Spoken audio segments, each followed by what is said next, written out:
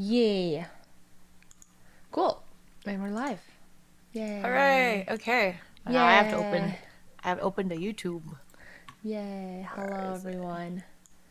If I seem low energy, it's because I just got back from Japan. Jet lagged. Ah! It's fine. It's fine.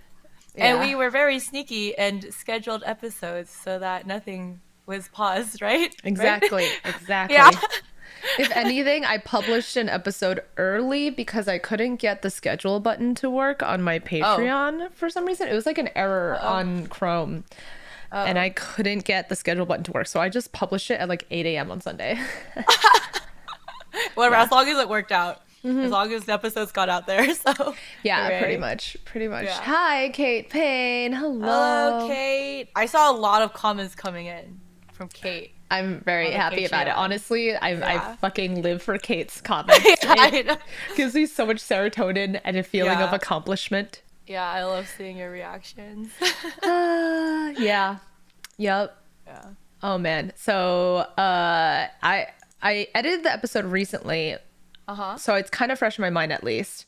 Okay. But for me, on the other hand, it's been like 3 weeks since we recorded. Yeah. So like, and also you also just recently finished editing the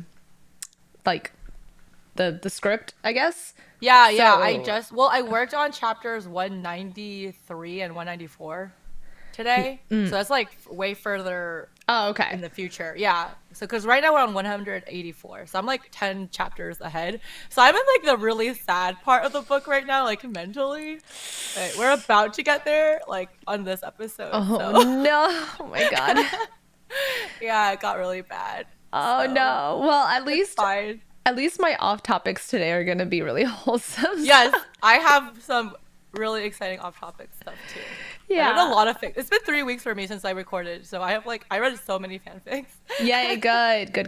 Yeah. Okay. I only read 2 that I like really think that really stood out to me that I'm going to cover at some point. Okay. So be excited for that later. Yeah, cool. Yes. Your Tuesday nights have not been the same, Kate Payne. Well, welcome back. Kate. Yeah. We're here again. Yeah, we're here again until April, and then in April you're going to Korea and Japan, and there's yeah. Stella literally just came back from Japan, and in a few weeks I will be going to Japan. So we'll have like we'll figure it out. Yeah. So what's fun about that is that I might also be going to. Oh yeah, we haven't decided yet, but we're talking about her coming with me. Yeah. So. Well, at least right now my plan is definitely Korea, but there's a chance I might just go to Taiwan instead. I'm not really sure yet. It's because my parents were like chatting with me and they're like, yeah, we're going to Taiwan. I'm like, when? They're like, these dates. I'm like, I want to go. Yeah. Yeah. So like the thing about Taiwan is that it's not a full trip. It's like, like 3 or 4 days worth of content. Like maybe like if we stretch it out, if we really stretched it out, we can do 4 days, but like Taiwan's more like a 3-day situation. So yeah, like I feel like a lot done. I can hop in between like Japan and Taiwan or something. Because like flying from Korea to Japan is only like $100. I know, yeah, and then flying to Taiwan is also really cheap too. Yeah, it's really inexpensive to just go within like the Asian countries. So I feel like you can just like, I don't know, weekend trip it. And then, I would like to. I would very much like to. And it's like the perfect time to go because the weather's going to be great. Yes, that's exactly why I wanted to go in the springtime because I can't handle the snow. Dude, it was so fucking cold. Snow? Yes. Did it snow for you? It snowed in Kyoto. Oh my god. It was so fucking... And it rained. Was it pretty though? It was very pretty. The snow didn't stick on the ground, so everything was just moist. But it was very pretty. But oh my god, it was awful on the days where it rained because it's like torrential in Asia. So yeah. It's like monsoon season, right? No, it's not monsoon. But when it rains, remember how it rains in New York versus how it rains in Los Angeles? Like it doesn't really rain in LA. Yeah. So like in Asia, they have fat drops, and it's the fat drops that like seep into your shoes. Yeah. And you instantly get wet and your clothes are damp and there's nothing you can do about it. Yeah, and like everything is muggy and no matter what, you're cold, you can't do anything about it. Yeah, so that's how so fun it felt. Yes, it was great. We loved it. It was well, you had a good time. I had a really good time. Talk about that for our bottom of the show? Oh yeah, for sure. Yeah, okay. I have BL stuff that I like obtained, so I would love to talk about that.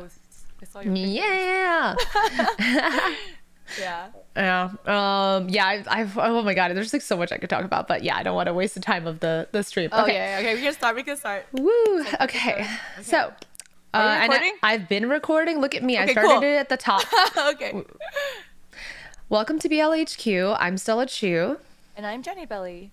This is our weekly podcast breaking down the Dame web novel, Heaven Official's Blessing, written by MXTX. We deep dive a few chapters at a time and discuss themes, cultural backgrounds, and our overall reactions. Spoilers abound and screaming will be had, so you have been warned.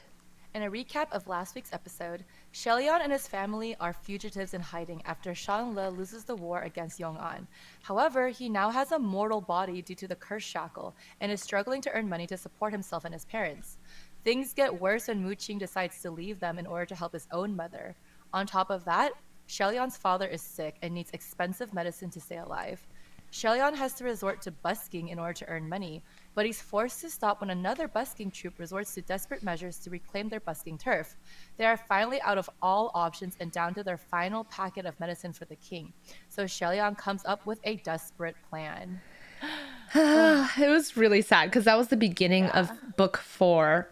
It was. It went from like kind of happy comedy, like sometimes sad. A lot of flirting. There was a lot of flirting and kissing. There was literally a love confession right before this. Yeah, so. And then suddenly now this is going to be all angst, all sad, no happy, zero happiness. So please, guys, go take your serotonin pills. You have to be in the mental mindset of like soaking in this like angst right now. It's like all angst. It's so angsty. Chapter 184, Blocking the Mountain Path, Crown Prince Fails in Robbery. What a freaking title.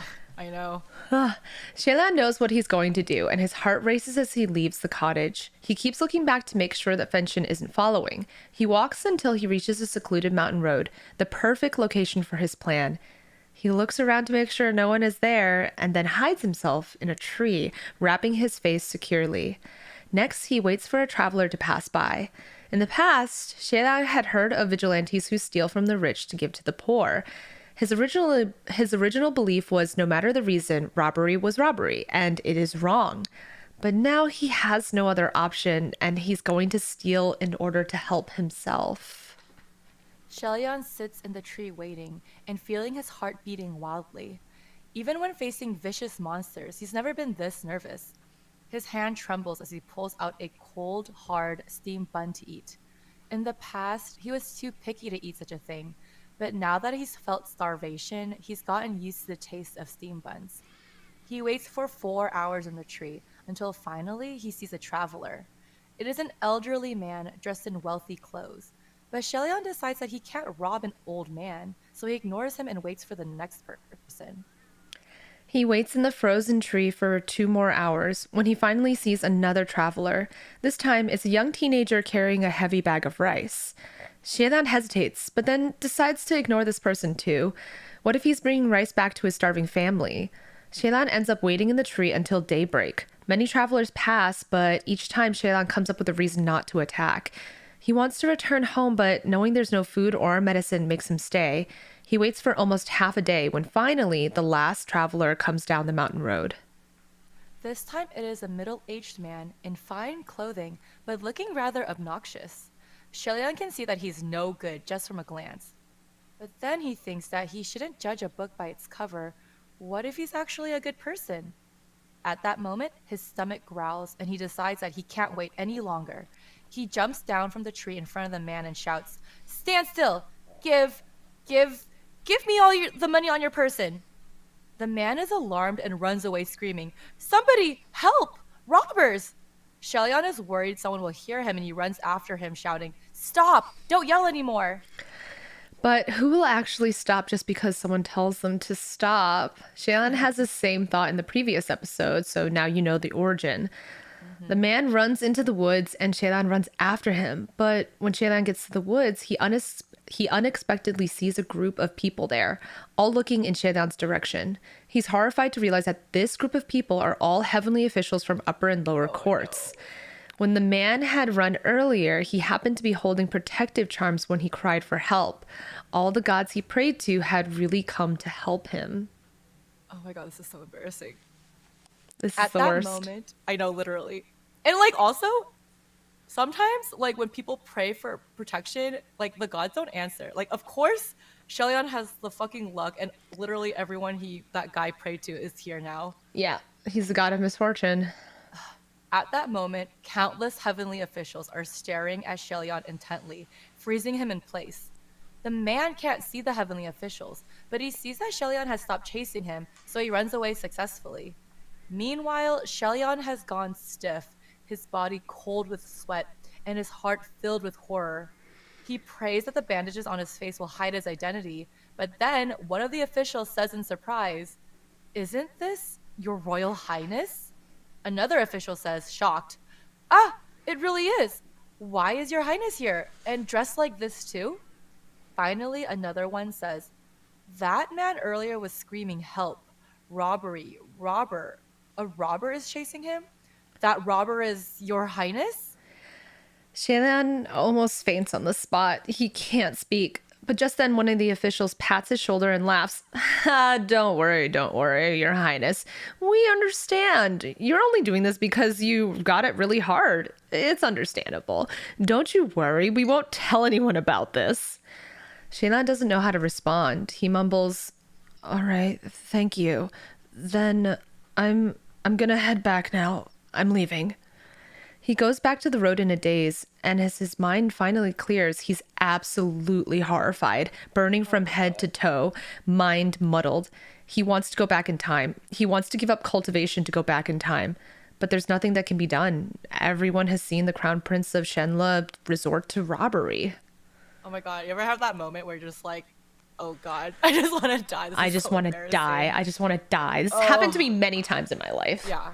Yes, like when you're just like, they're just so embarrassed, and you know you've made a mistake, and it's too late to do anything because you saw, like everyone saw you make that mistake, and you just want to like shrivel up into a piece of nothing. Yes, it's the worst. You just rather die. Yeah. As Xie Lian is panicking, he suddenly sees a white silhouette in his peripheral vision. He looks up quickly, but nothing is there. In his heart, he feels like he saw that the figure in white had a mask. Xie Lian feels terrified, and he hurries back to the cottage. Feng Xin has been waiting for him half a day and asks if he's okay. Where has he been? Xie Lian doesn't dare to tell him what's happened, especially since Feng Xin is so moral and righteous. He just says numbly, "Nothing. I didn't do anything." Feng Xin is bewildered, but doesn't get any more answers out of Xie Lian. So instead he asks if they will go out to busk again tomorrow. Xie Lian replies that he won't go out anymore. What if Xie Lian bumps into the man he almost robbed? What if the entire city is searching for the robber? Feng Xin sees that Xie Lian is in a bad state, so he offers to go alone and Xie Lian can stay and meditate or train. However, Xie Lian is terrified to cultivate too, because if he cultivates and returns to the upper court, what if those officials told everyone what he did? Instead, Xie Lian passes out from exhaustion and has nightmares. When he finally jolts awake, it's already night. As he lays in bed, he can hear his parents in the other room, and he feels ashamed. What if his parents find out? Xie Lian decides that he needs to be alone and calm down, so he leaves, running blindly for 10 miles in the winter cold. Oh, poor Xie Lian. He's like in that paranoid state where you make a mistake and you think that everyone in the world is going to find out and like point fingers at you, because also this is like the first time he's ever done anything wrong in his entire life. Yep. Like, he's a good boy. He's such a good boy. Oh. He runs until he finds himself completely alone in a graveyard, away from any people who will stare at him or judge him. The night is colder than usual, and he finds his hands are almost frostbitten and his body is shivering. He hugs himself and looks around and sees that there is a grave with 2 jars of wine being offered. Xie Lian crouches down. He has never drank wine before, but he's heard that it helps keep warm the body and helps you forget. He reaches for the jar and drinks. The wine is cheap and strong, and Xie Lian chokes on it, but it does make him warmer. He sits on the ground, hugs the jar, and continues to drink. As he sits in a daze, he notices that there's a little ghost fire circling around him anxiously. Xie Lian ignores it and drinks more. The ghost fire tries to get close to Xie Lian and touch, but because it has no physical form, it only passes through him. Xie Lian finishes the entire jar and feels groggy and drunk. He watches the ghost fire dart back and forth, looking rather pitiful, but also a bit funny. Xie Lian laughs out loud and hugs the wine jar, asking, "What are you doing?" That ball of ghost fire instantly freezes in midair. Do we have any clues on who this ghost ball is? I mean, like, we know. There's only one person. It could possibly be. I'm curious why it can't talk anymore. Did it only have like a limited amount of spiritual power to like speak? No, it can speak. It can speak. So then why wasn't it speaking then? It'll speak now. It's going to speak. Also, Xie Lian is drunk as fuck. Okay. Like, he drank an entire 2 cheap bottles of wine. Woo, yay, go Xie Lian. I know. It's also the first time drinking. Again, he's never done anything bad or like tempted by anything. And he's, god damn it, Xie Lian. He's so like, righteous. And he's fucking drank. And he feels so ashamed. That's why he feels like everyone is judging him. Because like, he's never felt like he's never had a bad consciousness before. Yeah, this kind of shit has never happened to him. He's always been a really, really good boy, and no one's ever shown him how to do anything bad. He's only heard rumors, like barely, about how to be a bad kid. Yeah, he's only been surrounded by like the palace people, you know? He's never seen any criminals, so. Yeah, so he's kind of just figuring it out as he goes, but it's the worst. Like, we're really watching the worst thing for him. Yeah, it's so bad. It's like he looks back on this in the future and sees this is the worst time of his life. He's so ashamed. Like, this is like his, we're not even at the rock bottom, but this is like the beginning of his shame. Yeah, because even though stealing doesn't seem like that big of a deal, for him it was so bad because he was a god, and now this is the worst thing he could have done.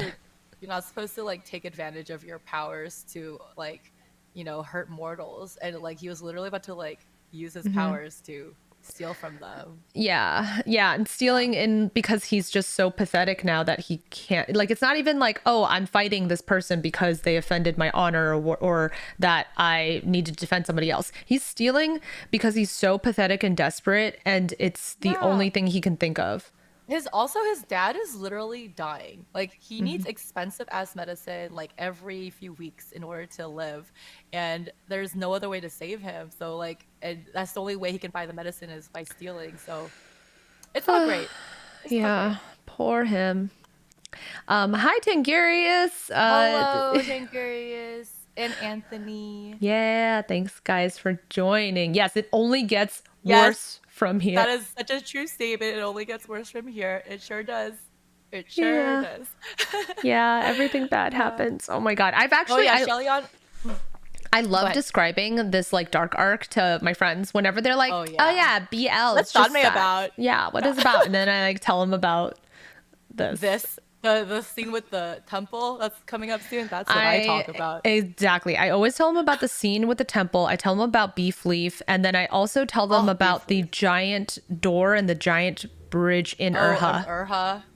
Classic angsty scenes in Danmei. Yes. We should make a list of top 10 angsty scenes in Danmei. I love that. I would love that so much. Oh my god. That'd be a fun like extra episode. I would love to actually do that for like TikToks and stuff. I know that I talked about us doing TikToks and like uploading our TikTok things. I've just been so busy, but I have them all saved. And eventually I'll start like our own BLHQ TikToks and post them all as well to shorts here on YouTube. Yeah. That's a great idea. I will send them to you. I believe I downloaded them off of your stuff already. So I should be you are good to go. Yeah. And Kate says that Xie Lian is literally just a teenager right now. Yep, he's literally like 17, 18 right now. He's a sweet little Not even 20. Yeah. Not even 20. Yeah, for real. Okay. Got busy, didn't see it, and goofed. It was time to prepare for the worst, but I'm still not ready. Yeah, get ready. Yes. Okay. You can't even imagine what's gonna happen next. I know. Okay, before we move on, let me put my I have to do a thing. Okay. Do your thing. How is everyone doing today? Are you ready for this? Oh, this next chapter gets You thought that he was feeling ashamed earlier. This next chapter brings on more shame. Just the shame train continues. Okay. All right, cool. Yes. Okay. So that brings us to chapter 185. 33 heavenly officials fight over auspicious land. And 33, that's a number that has appeared in this book before, if you guys recall. Very important. Mm-hmm. Xie Lian is very drunk and thinks that the ghost fire is angry because he's sitting on its grave and drinking its wine offerings. He grumbles that he'll leave, fine. But when he gets up to walk away, he falls right into an open grave dug into the ground. He hits his head against the dirt wall as he falls, making him even more dizzy. His hands are bloody with cuts and scrapes. After a moment, Xie Lian tries to pull himself out of the pit, but he's so drunk and limp that he just slides back down. He stands at the bottom, glaring up at the night sky and mutters, "What the fuck?" This is the first time that Xie Lian has ever cursed in his life. Oh no. Of course he would have fallen into a fucking He fell into a grave. Just an open grave. Curiously, though, after Xie Lian curses, he feels the tension in his heart disperse. He shouts as loud as he can, "God fucking damn it!" He slaps the ground and makes noise, hoping someone will hear him and help pull him out. But there's no one around. The only thing there is a small ghost fire, which hovers near Xie Lian, as if trying to grab him. But it has no physical form. Xie Lian says angrily, "Someone might as well just come and bury me." He tries to climb out over and over again until finally he manages to succeed and lays on the ground next to the pit, dirty and breathing heavily. Then he flips to his side and curls up into a tiny ball. Xie Lian whispers in a tiny voice, "So cold." The ghost fire hears him and flies closer, burning as brightly as it can. But the flames of the ghost fire are cold. It can't provide warmth no matter how hard it tries. The ghost fire cries out in despair, "God, please wait for me. Just wait for me. Please, give me a little more time. Let me... Xie Lian wonders vaguely if the ghost is calling for him. But it would be pointless since he's no longer a god and can't help anyone anymore. Xie Lian passes out. When he next wakes up, it is... When he next wakes up, it is from Feng Xin calling and shaking him. He finds himself in a small alleyway. Feng Xin is angry and worried, asking where Xie Lian has been the past few days. Xie Lian is shocked to hear that he's been gone for days. His throat is sore and his head aches. He can't remember what happened after he drank at the graveyard. Feng Xin tells him that he was running around like he was possessed, beating people up and even harassing the Yuan soldiers. Feng Xin had managed to stop him just in time. Luckily, everyone assumed Xie Lian was some crazy drunkard and he didn't get into too much trouble. Xie Lian looks down at his grimy appearance and messy hair. He definitely looks like a crazy homeless drunkard. Xie Lian admits to Feng Xin that he did drink a bit, but Feng Xin can't believe it. Feng Xin tells him, "Has your highness forgotten?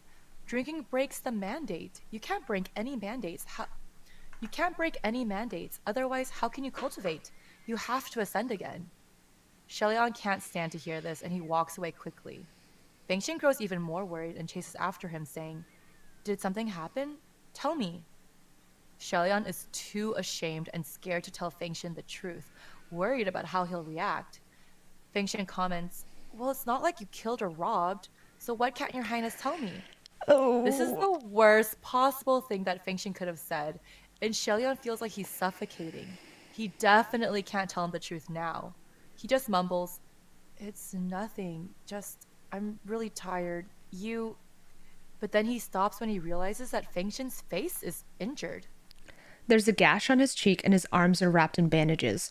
Xie Lian is worried. How did Feng Xin get hurt? He's a skilled martial warrior. It's not possible for him to get so injured easily. Feng Xin says that it's not a big deal. The street performers from the other day just fought him.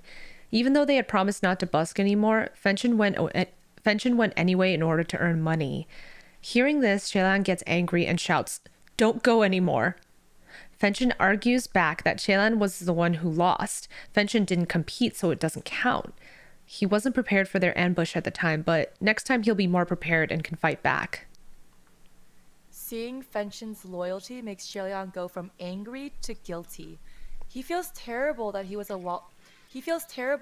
wallowing in self-pity alone while his loyal servant got injured trying to earn money for them. He tries to apologize to Feng Xin, but Feng Xin replies that there's no need. Xie Lian should just focus on cultivation training so that he can ascend as quickly as possible. Then, all their suffering would have been worth it. Xie Lian feels more anxious and depressed hearing the word ascent. This entire time, his parents thought that he was out training cultivation, so when he returns, his mother is happy to see him and cooks him a meal. The next day, Feng Xin goes out early to earn money, while Xie Lian stays behind to cultivate. However, no matter how much he tries, Xie Lian can't focus on cultivation and clear his mind. For 10 days, he makes no progress, and he feels like he's just wasting time. He feels more guilty when every night he sees Feng Xin drag his exhausted body back, asking if he's made any progress.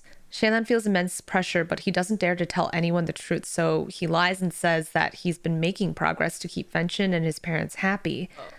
For 2 months, this goes on until finally Xie Lian realizes something needs to change.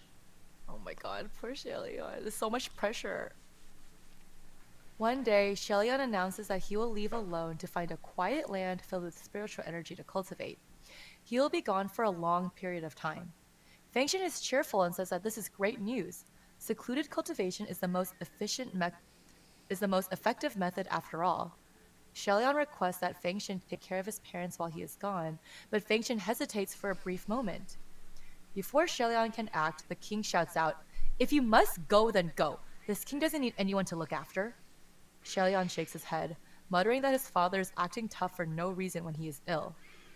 Feng Xin smiles at him and promises to look after the king and queen, so Xie Lian can go and cultivate without any worry.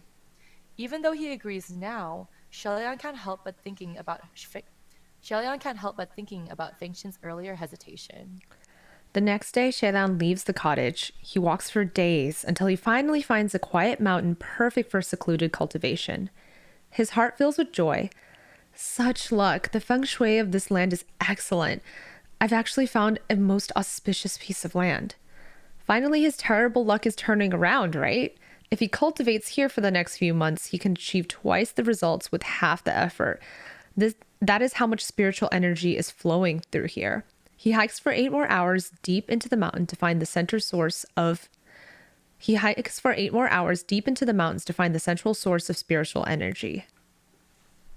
However, as he gets closer to the source, he hears a clamoring of footsteps behind him. He turns around and the sight makes his smile disappear. There are 33 heavenly officials behind him, all from the lower court. Among them are even the officials that witness his robbery attempt. When they see Xie Lian, they immediately tug and elbow each other, muttering together under their breaths. Xie Lian's hands start trembling. After an awkward silence, one of the officials says, "What a coincidence that we'd run into your highness here." Xie Lian forces himself to look calm and responds that he is here to train. The official smiles and says that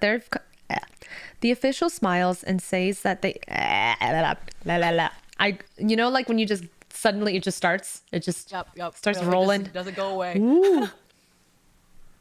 The official smiles and says that they've come to train too.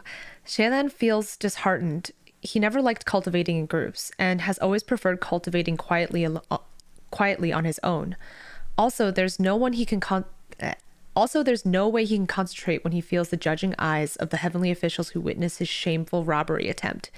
But there's no way Xie Lian can force them to leave, so he resigns himself to sharing the land and turns to go in first. However, before Xie Lian can go, the junior official suddenly says, "Hold up. Your Highness has taken over a number of auspicious lands in the past. Why don't you just let us have one this time?" Xie Lian is stunned. He was thinking they would share the land, but the junior officials want him to leave? What bullies! Xie Lian thinks angrily that he was here first, so they should be the one to leave instead. There has always been an unspoken rule of first come, first serve when it comes to spiritual areas. But Xie Lian doesn't dare to act rashly, so he says instead, "My lords, what is the meaning of this? Are you saying that since I've taken a number of spiritual lands in the past, I am now barred from cultivating in spiritual lands?" The junior official has the gall to look embarrassed. Xie Lian also says, and I don't quite understand. It's not like everyone can't cultivate here just because I'm here too. Isn't it common to share spiritual lands when cultivating? What's wrong if everyone just minds themselves? Why must you ask me to leave? Someone in the group grumbles. Stop playing ignorant. There's already over 30 of us. If you're cultivating here too, what more can the others cultivate? When it comes to spiritual energy, the amount is limited. The more people there are, the less each person can gain. The officials are worried that Xie Lian will selfishly take the majority of the energy for himself, leaving less than half for the others to share. Xie Lian realizes their thinking and grows more angry. He clenches his fists and says coldly, I will cultivate here. Another official says, Your Highness, we're only willing to call you Your Highness out of respect. You're nothing more than a mortal right now, so why must you fight us over this spiritual land? Holy shit, that is so rude of them. Oh my gosh. Xie Lian replies, Since I'm a mortal and you are all heavenly officials, then what are you afraid of if I'm here to train? If I don't leave, are you going to chase me away forcefully? Technically, heavenly officials are not allowed to harm mortals, so they can't touch Xie Lian, but nothing is stopping them from speaking. One of the officials shout out, Your Highness has been banished to the mortal realm. Your backbone's grown much tougher. Not only would you rob mortals, you'd even offend heavenly officials. Xie Lian's entire body immediately grows cold. The one who spoke was not one of the officials there that night. Just as he suspected, they talked about him. They all knew. Xie Lian's eyes go red with blood and he croaks out, You said you wouldn't tell anyone. Fuck, man, what the fuck? Why are they such assholes? Why? This is the worst. Why? This is the worst. Like, why? It's worst timeline. It's so embarrassing for him. It's embarrassing in the worst possible way too, because he did something wrong when he, spent all of like he was so righteous. He's always been so righteous. He's always been so high and mighty, and he's finally been like shot down and spit on. And that everyone's been feeling jealous of him, the entire time, because he's like risen to power so quickly. And he was like the #1 star child, and everyone is like jealous of his abilities and his strength and him being like the #1 god for such a long time. Yeah. And being so young. And like, of course they don't want to like give him an inch. Like they don't respect him at all, especially now that he's fallen to being immortal.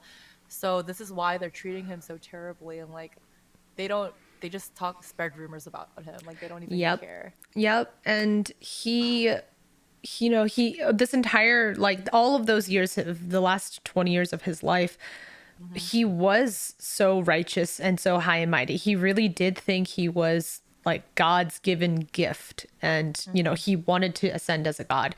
And now his pride has been completely shattered, and oh my god, his he doesn't entire even want character to ascend anymore. Like, he doesn't want to become a god anymore because he knows that he fucked up, and he's worried that if he ascends, like everyone will know what he did.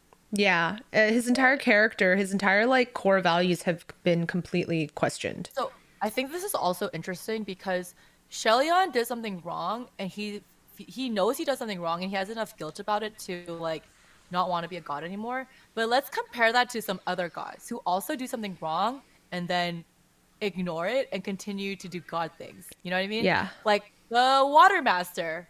Yep. Who like literally fucked people's fates and like lied. Yeah, they did terrible things, and they don't feel this level of fucking shame and guilt that Xie Lian feels. Which means that Xie Lian, even though he did something wrong, you can still see that he has a consciousness and he's still a good person because he feels guilt and shame. Yes. Versus Ling Wen and the fucking Water Master who like gives no shits, even though they did terrible things, and they don't feel shame because they don't care because they're terrible people.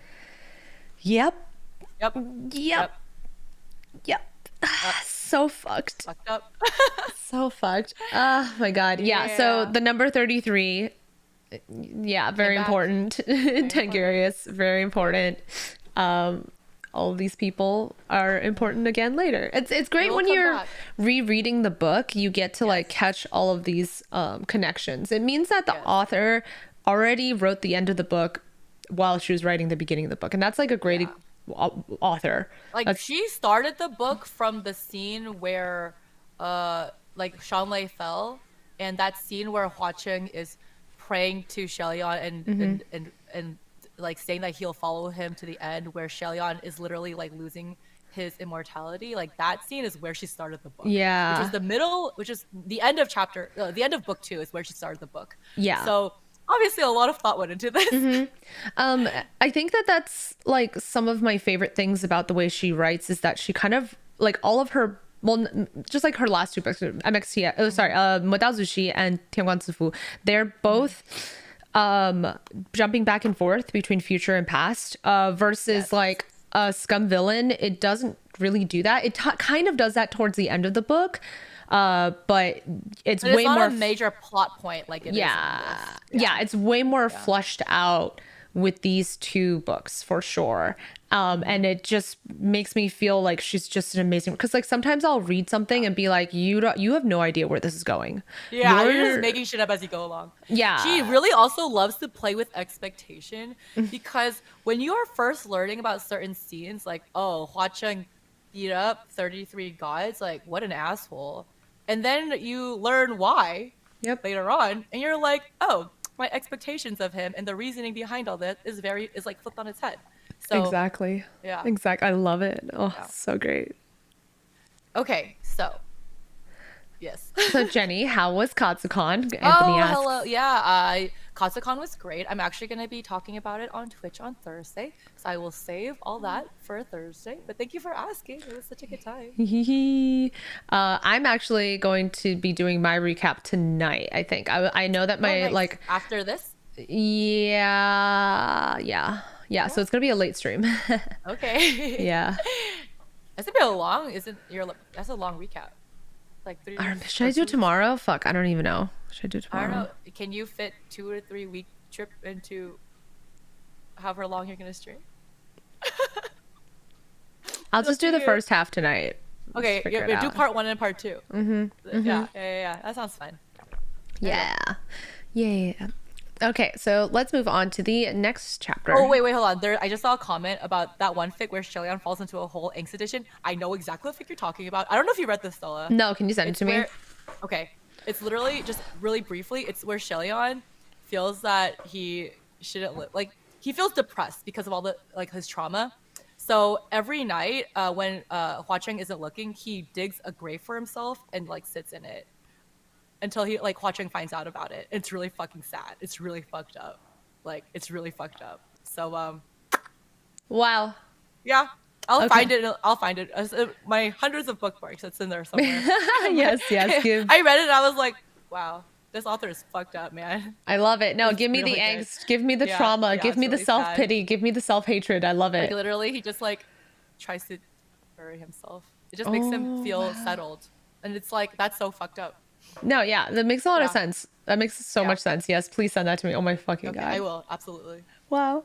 Hi, Min. Welcome. Not another sad fanfic? No, we love it here. Book is sad right now. We sad. Love the sad. We want to cry. Okay, so we're moving on to chapter 186. 33 heavenly officials fight over auspicious land. The junior officials quickly wave their hands. What? We didn't tell any outsiders. Xie Lian demands with red eyes. Then how did they know?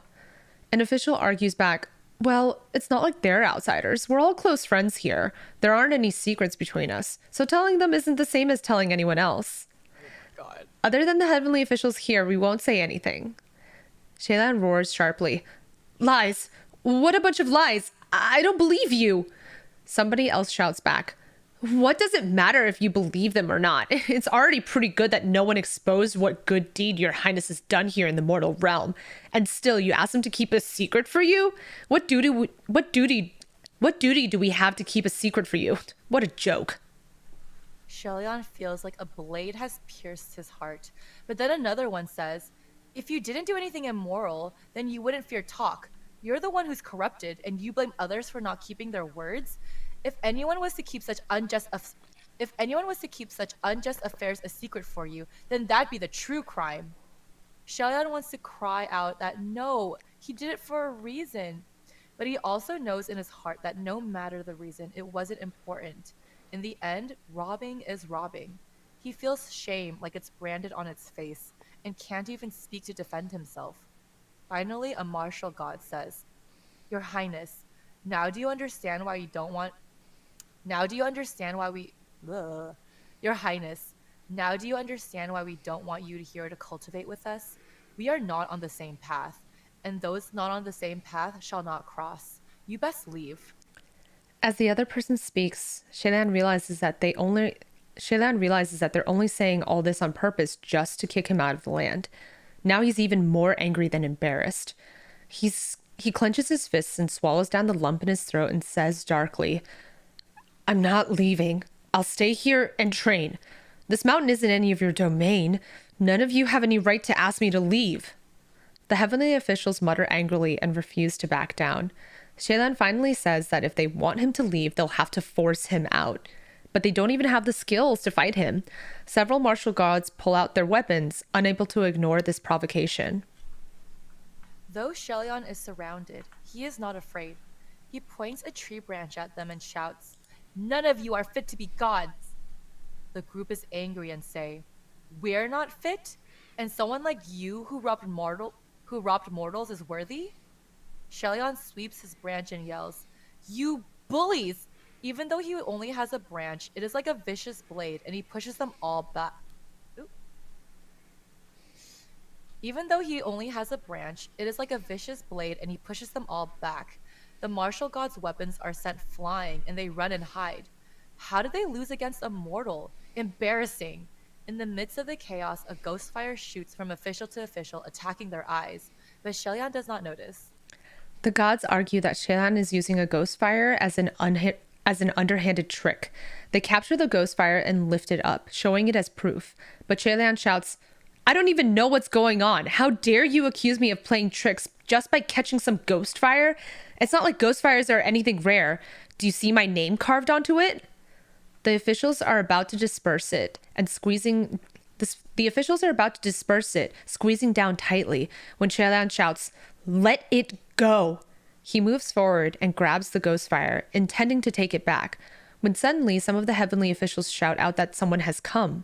It seems to be a friend of theirs, since they're asking the person to quickly come and help. Oh my god. Xie Lian braces himself for another round of fighting, but when the crowd parts and the person arrives, Xie Lian is stunned into silence. The person who arrived is Mu Qing. Mu Qing seems just as shocked to see Xie Lian there. But then Xie Lian notices that Mu Qing's clothes are that of a heavenly official of the lower court. In the past, Feng Xin and Mu Qing were highly admired as Xie Lian's junior officials, and many thought that it was a shame that they all got banished together. It seems like someone secretly offered a position to Mu Qing and he has accepted. He's done well enough for himself to be friends with all these junior officials to come and cultivate together. How ironic that the former god is now a mortal, and the former mortal is now a heavenly official. Mu Qing asks what's going on, and the group tells him what happened. However, Xie Lian notices that they don't mention the robbery. Is it because Mu Qing already knows? A martial god says angrily, He wants to take the spiritual land all for himself and chase us out. Mu Qing, hurry up and help us. Is Mu Qing really gonna fight him? Xie Lian goes numb with rage and says, You're all giving out a false account. So shameless. It wasn't like that at all. I clearly wasn't. He attacks him again, but Mu Qing hesitates like he doesn't want to fight. The group shouts at Mu Qing to help them, and Xie Lian shouts, Mu Qing isn't like all of you. Bleh. Mu Qing isn't like you all. He's my friend. He would never help you. Oh god. The heavenly officials are losing against Xie Lian, and one of them finally says sarcastically, It's understandable that Mu Qing doesn't want to move. He was His Highness's personal attendant after all, so even if His Highness is robbing mortals in spiritual land, he still has to consider the old affections of their past relations. It's already more than enough that he doesn't join His Highness, so how can we possibly expect him to help us? Mu Qing's face grows dark. He slashes down his blade and breaks Xie Lian's branch. Then he points his saber at Xie Lian and says coldly, please leave. Xie Lian stares for a long time and then tries to say, I hadn't really wanted to rob anyone. I wasn't going to take over this spiritual land either. I came here first. Mu Qing only repeats, please leave. Xie Lian hesitates to say, you know I'm not lying, right? Xie Lian's voice is hopeful but also scared. He wants Mu Qing to believe him, but he's afraid to hear the truth. Before Mu Qing can respond, one of the heavenly officials shoves him heavily from behind, making Xie Lian fall messily to the ground. This is too embarrassing. He looks up and sees Mu Qing standing with the other officials, looking away and ignoring him. No intention of helping Xie Lian up. Thus he realizes no one would give him a helping hand. No one would give him a hand to help pull him up. He lays there for a good while before he crawls up himself. Oh my god, I fucking hate this. I also, like, Mu Qing can't... He's in such a sticky position. Like, he doesn't want to be put on the wrong side of this group of people that he finally got to join after a lot of struggling. Yeah, he's definitely a tribalistic kind of person. He just wants to fit in. He just doesn't want to stand out. Yeah, he's not a righteous person. He's a kind of... wants to survive. Yeah, he just wants to survive. The officials are worried that Xie Lian will fight again, but all his energy has gone. He bows his head low, picks up his fallen belongings, and silently leaves the mountain. As he walks away, his pace grows faster, until he's running madly. But as he runs too fast, he trips, falling again to the ground, and spits out a mouthful of angry blood. Xie Lian lays on the ground, breathing heavily, making no move to get up. When suddenly, a hand extends to him. Xie Lian looks up and it is Mu Qing. He has a pale face and asks stiffly, "Are you all right?" Xie Lian looks at him with empty eyes and doesn't speak. Mu Qing looks away, uncomfortable, but he keeps his hand extended and says, "Get up." But to Xie Lian, this hand has reached out too late. He doesn't take the hand and he doesn't get up either. He just continues to stare with unblinking eyes. Mu Qing's face grows dark and takes his hand away. But suddenly Xie Lian grabs a mouthful of mud and slings it right at Mu Qing's chest. Handful. What did I say? Mouthful. Wow, why did I say mouthful? I don't know. But suddenly Xie Lian grabs I want to say mouthful. My brain wants to say mouthful. Weird. Why? You want him to eat the mud? But suddenly Xie Lian grabs a handful of mud and slings it right at Mu Qing's chest. Mu Qing stands bewildered with mud on his clothes and face. But then he grows angry and says, "I didn't have a choice." Mu Qing was finally getting along with the heavenly officials. If he took Xie Lian's side, it would ruin his future. Xie Lian says nothing, like he's forgotten how to speak. But he gets more mud and throws it at Mu Qing. Mu Qing can't block all the mud and shouts, "Are you crazy? Didn't I just tell you I didn't have a choice? Didn't you go rob because you also didn't have a choice?" Xie Lian shouts at him mentally to leave, get out, go away. But he doesn't say a word, only crazily grabbing anything around him to throw at Mu Qing. Finally, Mu Qing can't take it anymore, and he turns around to go. Xie Lian pants harshly and falls back to the floor, feeling empty. He sits there without moving all night. In the dead of night, a large number of ghost fires appears and dance around Xie Lian's body, but he ignores them and can't muster up any strength.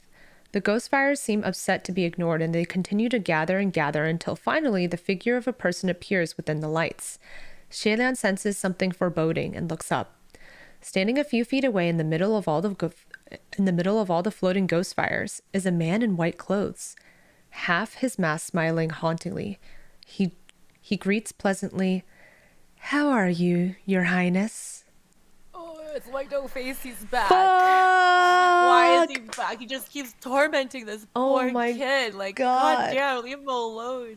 Like, I'm imagining this entire scene of him, like, fighting with Mu Qing and throwing mud in his face.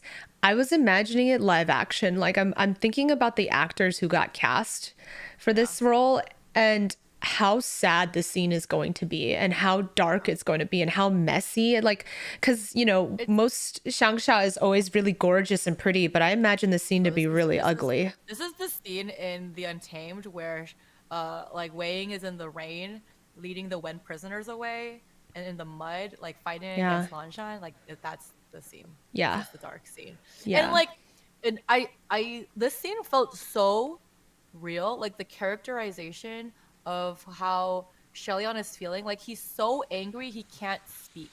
He's so shamed and so like embarrassed, and he's so frustrated that he doesn't even have the energy to yell. So he can only yell at Mu Qing in his mind as he flings mud at him, because like he just literally doesn't know how else to handle this. He's like reverted back to his like most base instincts because he just like can't handle the situation anymore. He's like disassociating. Yeah, exactly. And he just can't speak. His eyes are dead. Like I can imagine that scene so vividly because it's just so well written and well characterized. Like it's so real. It feels so real. I'm literally also me. I'm like imagining it so vividly, so angry, so sad, and so desperate. Yeah, and like, and literally like he how embarrassing is it that he's like, Mu Qing would never side with you. He's my friend. Like he just screams that, and then like literally the next second, Mu Qing turns his back on him. Yeah. And like sides with the other people, and doesn't even help him out after someone pushes him down, and like that is like a betrayal of friendship right there. Like you definitely do not have Xie Lian's back, and I understand his reasonings. I understand like everything he's gone through, and I understand his personality. But that was just such an unforgivable moment, and we can see why a certain someone is mad at him. Yep. Like, come on. So fucked. Yeah. Let's see. Kate Payne says, I understand completely why Mu Qing is the way he is and why he left Xie Lian, but I can't forgive him for this part. Yep. Yeah, and same. Xie Lian was starving. He kind of didn't have a choice, but Mu Qing did, and he chose to be awful to Xie Lian. Yeah. Mu Qing kind of chooses... was literally just trying to save his dad. Yeah.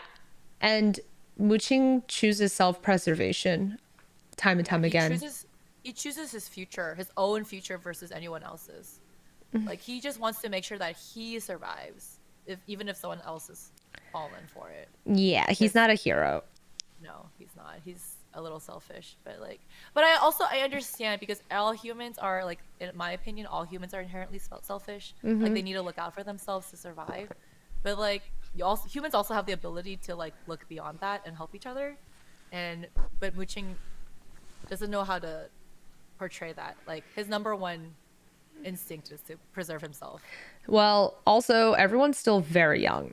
Remember that everyone's in their babies. They're teenagers. Everyone's fucked up as a teenager. Okay, no one in the world. There's no such thing as a perfect teenager. No. Yeah, there's no such thing. Like, you're supposed to be making mistakes and learning from the people around you. Like, you haven't experienced enough in life to be able to be a perfect person. Yeah, like, and this is like Mu Qing. Xie Lian is Mu Qing's only friend. Like, he's never had any other friends. So this is like the first time he's had to make a decision between helping a friend and betraying them. He made the wrong choice, but it's also his first time making that mistake. Yeah. And one can only hope that he learns from it. But yeah, you're right. He's a kid. He doesn't know any better. Like, he doesn't understand the consequences like as an adult would. Yeah. Yeah. And it feels like maybe 800 years later he kind of does. Oh, for sure. Oh yeah. Yeah, that volcano scene later. Yeah. Oh my god. Hi Michael, welcome. Tengiria says, if I was Mu Qing, nope, not leaving a friend.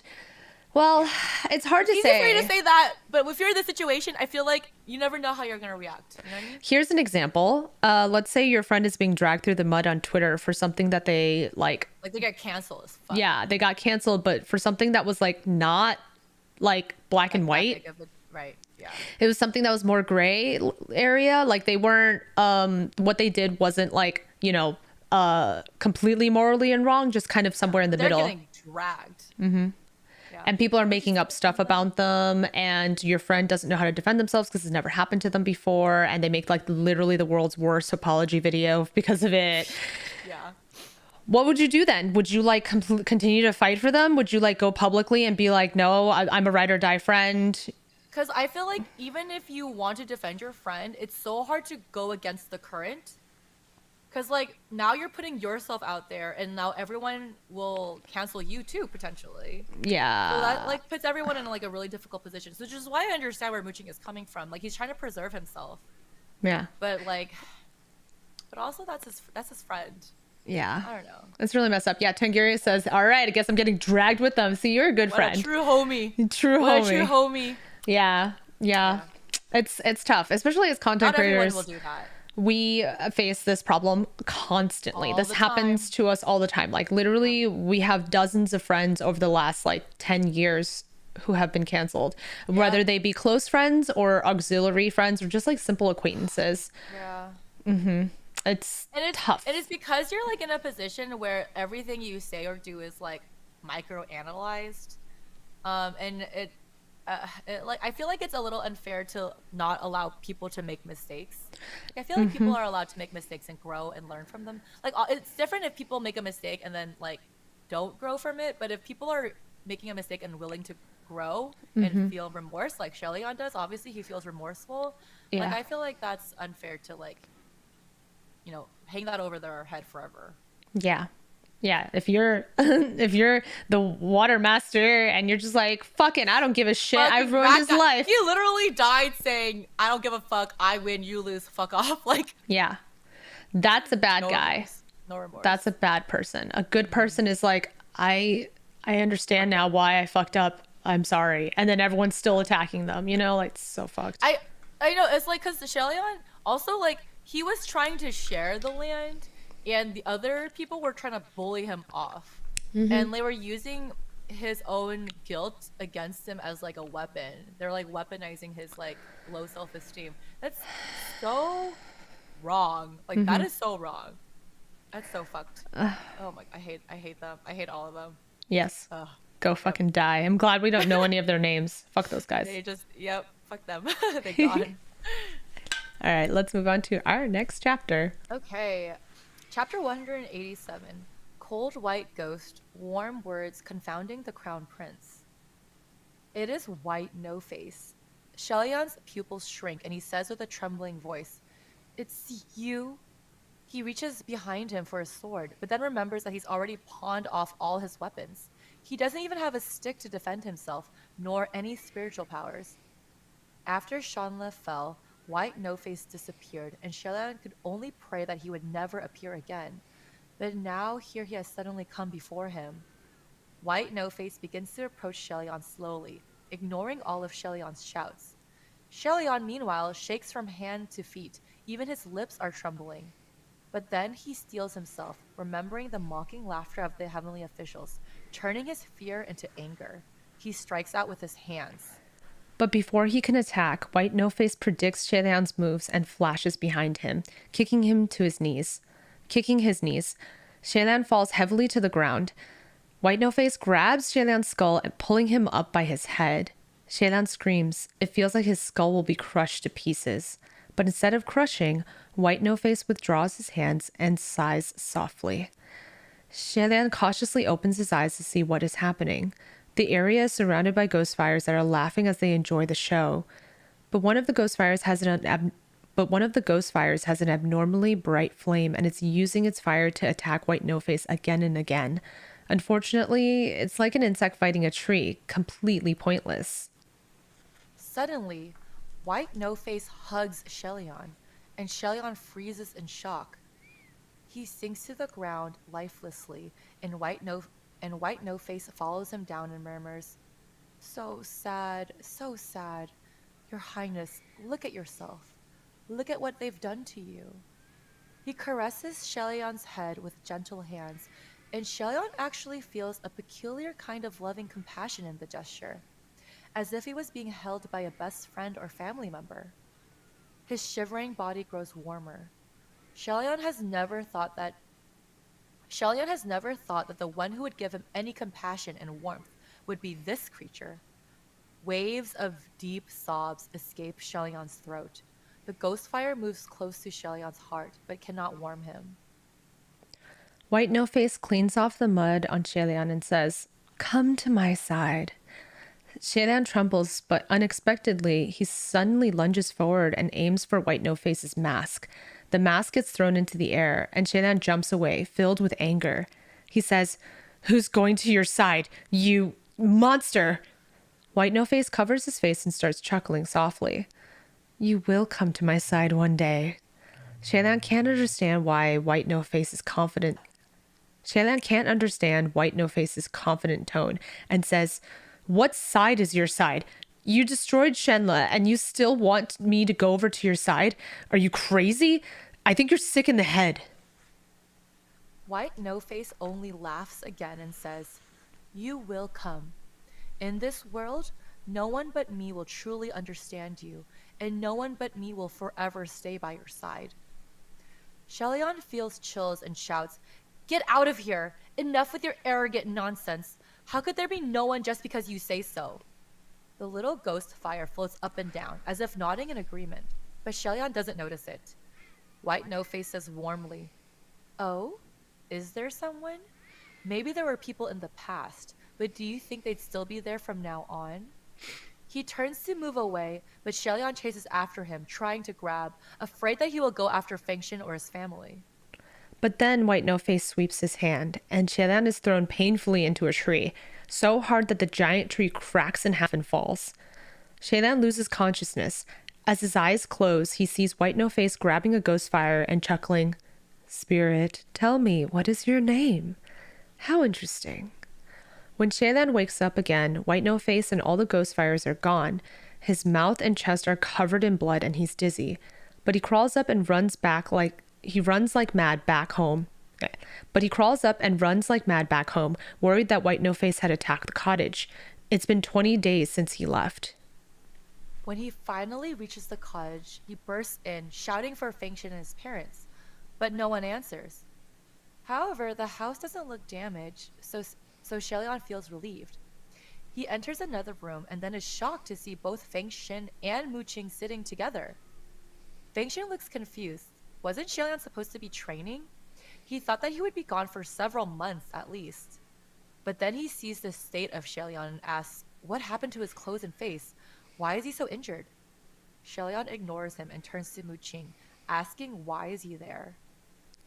Feng Xin says that Mu Qing came to deliver sacks of rice. Mu Qing quietly says he'll bring some medicine too next time. Feng Xin replies, "I'll say my thanks then. We do need all this stuff right now. Heavenly officials can't give mortals things privately, so you have to be careful too." Then he whispers to Xie Lian, "I'm pretty surprised that he'd actually come back to help. I'm the one who judged him wrong. In any case..." But Xie Lian speaks up, "Don't need it." Mu Qing's face grows pale, and Feng Xin looks confused. Xie Lian says again, "I don't need your help. I also don't want any of your stuff. Please leave." Mu Qing's face grows pale, and Feng Xin realizes that something is wrong.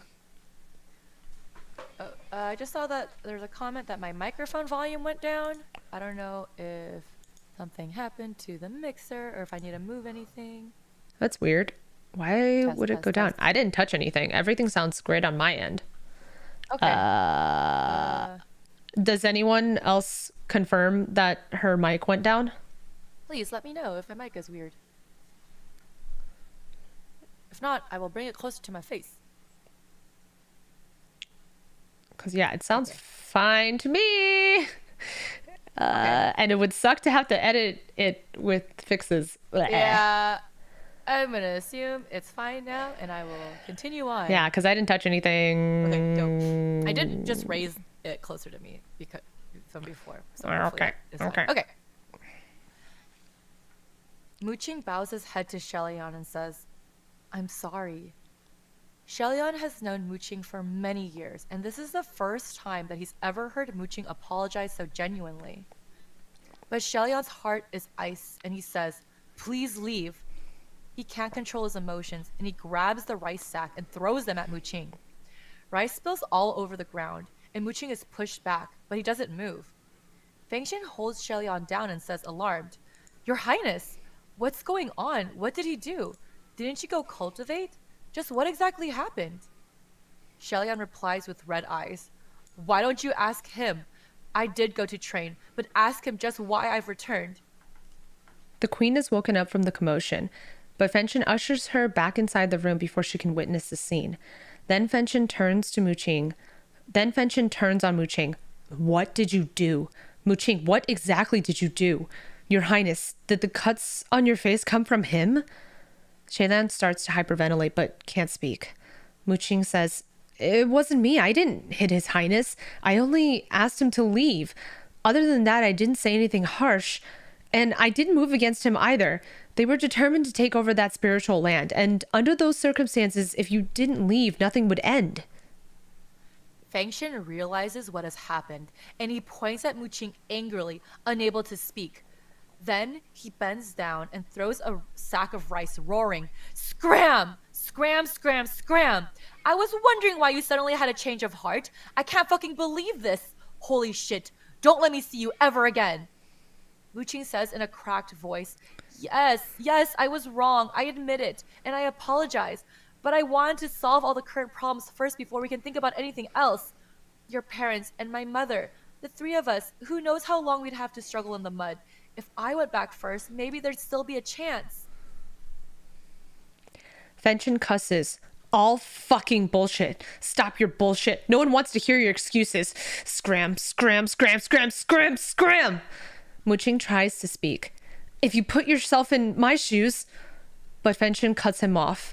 I told you to stop your bullshit. I'm not listening. I just know that even in your shoes, I wouldn't have done the same things as you did. No need to put myself in your shoes because you're nothing more than a traitor. Mu Qing's face turns green. When His Highness was in a tight spot, wasn't he forced to commit robbery too? Why, when it comes to me, you can't accept it? Feng Xin spits out, Huh? Robbery? Who committed robbery? His Highness committed robbery? What shit talk are you fucking saying? Xie Lian stops breathing. Mu Qing realizes that Feng Xin didn't know, and his face grows pale. Feng Xin's face also changes from anger to shock. Xie Lian can't take this anymore. He screams and goes mad, and cries out brokenly, Get out of here! He picks up a random object and chases Mu Qing out with it, hitting him crazily. Mu Qing sees that Xie Lian has hit him with a broom and says darkly, Did you have to taunt me like this? Oh my god, Mu Qing, it's not always on purpose. Let's see. Kara Deer says that one of the mics went down too. This is not on our end. We haven't changed a single thing. I don't know what to do about this. Yeah. I will talk louder. I don't know. I didn't touch anything. Everything's exactly the same. So if it's I sound the same in your headphones? Yeah, nothing has changed. So I think if it's anything, it's maybe YouTube? Zencaster is being weird or YouTube. I don't know. I'm looking at the wave of the Zencaster, and it does look a little lower than yours. So maybe I need to move this closer. I don't know. Yeah, I don't know. Yeah, I don't know. We tried our best. Yeah. Kate Payne says it's fine. Okay, Kate. I'm gonna take your word for it. Yeah. We don't know. Okay. Where were we? Okay. Xie Lian punches out with his fists, creating a bloody cut on Mu Qing's cheek. Mu Qing touches the cut and looks at the blood on his hands. Fine, I'm leaving. He picks up the bags of rice and sets them carefully on the ground. I'm really leaving. He turns around to look at Xie Lian again, but after seeing Xie Lian's eyes, Mu Qing swallows, then leaves. After a moment, Feng Xin says, Your Highness, he's fucking lying, right? What robbery? Xie Lian covers his forehead. Don't ask anymore, please, Feng Xin. I beg you, please don't ask anymore. Feng Xin replies, No, of course I don't believe it. I just want to know what really happened. Xie Lian screams and covers his ears and locks himself in his room. Oh, poor Xie Lian. You can't even like deny it because it really happened. And all this, Feng Xin's trying to be nice, but everything he says is only like adding another sword stab into his heart of guilt. Yep. Like, Feng Xin is completely convinced that Feng Xin is completely convinced that Xie Lian would never do such a thing, making him feel even worse. He wants to run away and escape to where no one knows him, but he's afraid that if he leaves, White No Face will attack his family. So instead, he locks himself in his rooms, ignoring Feng Xin and his mother calling for him. 2 days pass like this until Xie Lian feels calmer. Feng Xin knocks and comes in with a plate of food. He says, "Her Majesty made you this during the day today and exhorted that I'd absolutely bring this to you." The food is green and purple, a horrifying sight. Feng Xin jokes that he will eat it for him if Xie Lian feels like the food will kill him. Xie Lian can see that Feng Xin wants to ask about the robbery, but is scared that Xie Lian will lock himself away again. So now he's just pretending that nothing ever happened and pretending to be at ease. However, he's never been good at joking or lightening the mood, so things just feel more awkward. Xie Lian does find his mother's food horrifying and inedible. Xie Lian does find his mother's food horrifying and inedible, but he still takes the plate and eats. It's not like he can taste any food he eats now anyways. His only silver lining is that it seems like his father doesn't know about the robbery, or else he would have shouted by now. Feng Xin stands up and says it's time for him to go busking. Xie Lian offers to go along, but Feng Xin tells him that he should rest more. Even though Feng Xin doesn't ask more about the incident, Xie Lian feels uncomfortable knowing that Feng Xin knows, and he overanalyzes everything that Feng Xin says. Still, Xie Lian insists on going out. It's not like he will stay and cultivate, and he doesn't want to do anything. And he doesn't want to do nothing and rot inside the house. He might as well go out to make money. Feng Xin is still worried about Xie Lian since he hasn't eaten much in 2 days, but he says that he just needs to clean up and things will be fine. He turns to the mirror to tidy himself, but unexpectedly, he sees a half-crying, half-smiling mask on his face. Fuck! Dude, what is the White Clothed Calamity mask doing on his face? Dude, that was hard. That was such a hard scene. Yeah. Wow. I feel bad for everybody. No one is happy right now. Okay? No. Fucking Mu Qing fucked up. Yeah. Tries to make amends with the rice and the medicine. And ruins it. Fucked up again. Yep. Yeah. That. Yep. And he also thinks that Xie Lian is like insulting him on purpose with the broom, because he's still sensitive that he was a servant. Yeah. Fuck. And fucking Feng Xin, please, just stop opening your big mouth. Yeah, Feng Xin is also in his own way. He's in a wrong. He's got like the opposite, where he only assumes the best out of Xie Lian, and it puts so much pressure on him that. Yeah. It puts him in a horrible place. Like, he just assumes that Xie Lian will never make any mistakes ever, and that does not allow Xie Lian to make any mistakes and feel comfortable talking to him about anything, because Feng Xin, he thinks that Feng Xin is so righteous that he also has to act righteously around him. So that doesn't make him feel comfortable, like, telling him the truth about what happened, because he thinks that he's going to judge him even harshly. Even though Feng Xin probably won't, he still feels worried about it because of the way that he reacts. Yeah. This line right here where Feng Xin yelled and he says, "All fucking bullshit, stop your bullshit. No one wants to hear your excuses. Scram, scram, scram, scram, scram." That line hit real hard. That was hard. Yeah. Oh, fuck.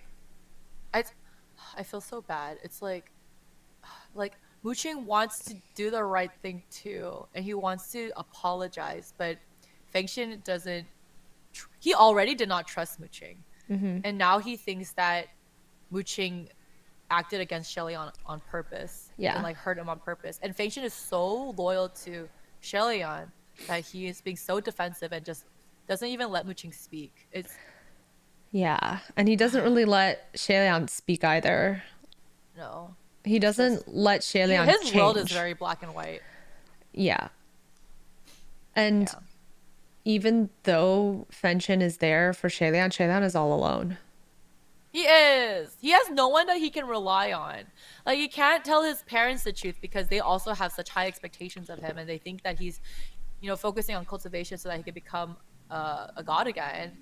And same with Feng Xin. Like, everyone just assumes that he's doing the right thing and like perfect and can make no mistakes, and that just doesn't allow him to make any mistakes. Like, that is a lot of pressure.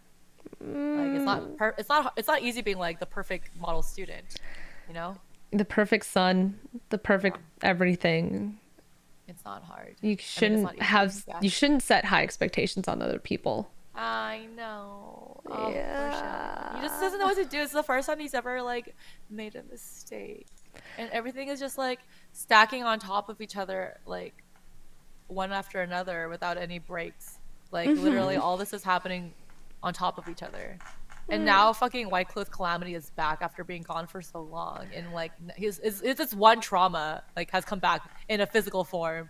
So yeah, and it's like he's been waiting. Oh yeah, the way that he talks to Xie Lian is so creepy. Oh my god, such so bad vibes. Disgusting, so gross. Yeah, and I thought that in the moment where he reaches down and hugs him, that Xie Lian would reciprocate and hug the only person who seems to want to understand him, but he immediately pushes him away, and I'm like, thank God. Thank God. Yeah, because that was like intentionally written in a way to trick the audience, because it's true that literally no one else is on his side, and this is the first warmth that he's received from another person in all this suffering. And Xie Lian is like, he hasn't cried this entire time.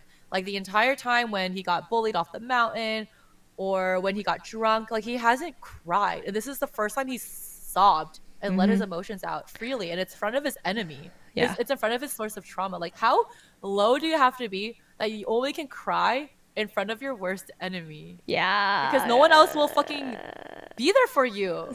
Like, no one else. He's like, the fucking White Clothed Calamity isn't putting him on a pedestal with high expectations. He's just saying, like, I'm on your side. I am here for you because no one else is. And that's really dark too, because it's sort of like, what's the word, when you're like separating everyone, like isolation from like the people who actually love him.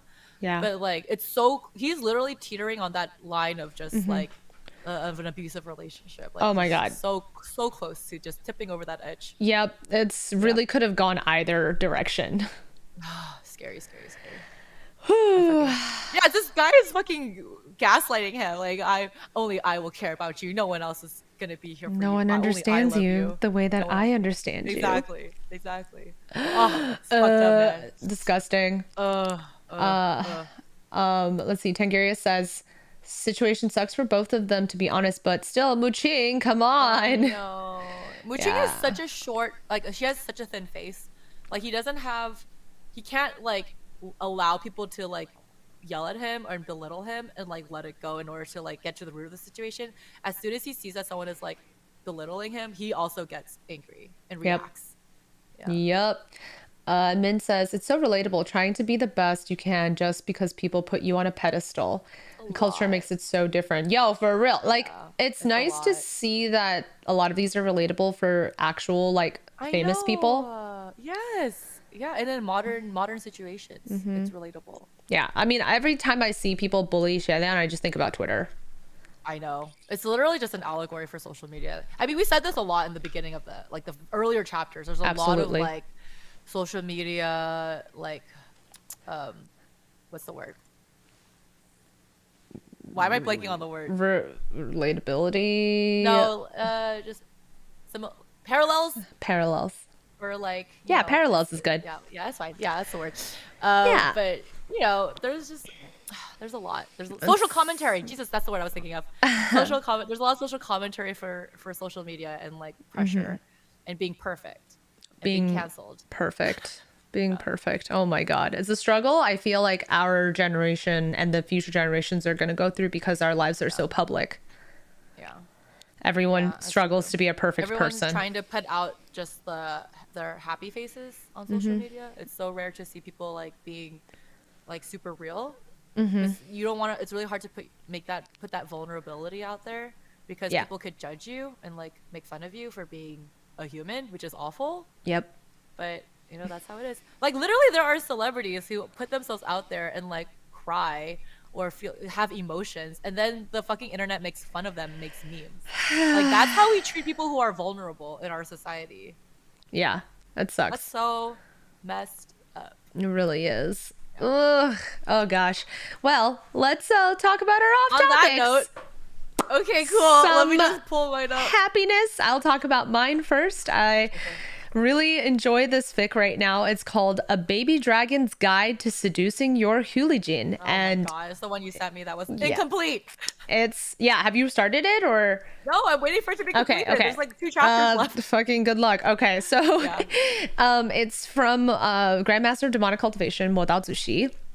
It's about Lanzan, who is a baby dragon, like a baby dragon person. So like, it's furries. And then Wei Wuxian, Wei Ying, who is a Hulijing, which is a Chinese version of a 9-tailed fox. It is so cute. And right off the bat, when you look at it, actually, I'm going to post a link into chat if anyone just wants to look at it real quick. Okay. So right off the bat, there is fan art they posted the fan art at the beginning, and it's so fucking cute. They do that. It's so perfect. It's so cute. It's a picture of adult weighing, like leaning over to talk to little baby Lanzang, and Lanzang has this like piece of cloth because he wants to cover up Wei Ying's chest, because Wei Ying's showing off like too much chest. He has to cover his innocence, his bosom, right? And then Lanzan's like, oh, it's so inappropriate, here's this cloth, but also I can't stop staring at your cleavage. So cute. It's so cute. And like Wei Ying looks so effeminate. Like Hulijing in Chinese culture is like they're seductresses. They're basically just like succubi, but as foxes. They're succubi foxes, and I love when they put Wei Ying as a fox, as a Hulijing. Foxshan. So the story of this is that like in this world, like Lanzan is like 8 years old or something like that, and he basically meets adult Wei Ying, and adult Wei Ying has gone through a lot of the stuff from like the Great Sect war against the Wens, and he won. He used demonic cultivation. He did the Sunshot campaign. He won, but instead of it being alongside Lanzan is actually like a child, so it's like as if Lanzan got born maybe like 10 years later. But Dragon Kin, when they fall in love really hard. Like they mate for life. And so immediately when he met Wei Ying, just like from across the lake, he sees him and is like, I'm in love. He's 8 years old. He's like, I want this, mine. And it's so cute the way that they portray Lanzan as a child, because he's trying to act like an adult, but he's like so baby. And they keep like bringing up his little baby bottom, like he falls on his little fat baby bottom, or his fat baby cheeks, or his tiny baby hands. Like they really like overemphasize all of this, and it's so fluffy and cute and adorable. I love that. Yeah, and like he keeps like thinking that like, oh, me and Wei Ying are married now because he said so. Like I told him that I want to marry him, and then Wei Ying agreed, and now he is going to be my wife. We are betrothed, right?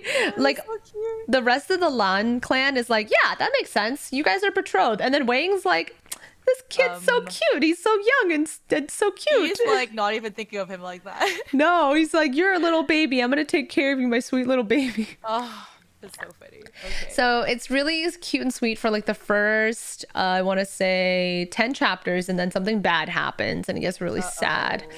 So I'm in the middle of the sad right now. I think I'm on chapter 17 or 18. No, sorry, not so. Yeah, it's chapter 17 or 18. So we'll see what happens. And the end.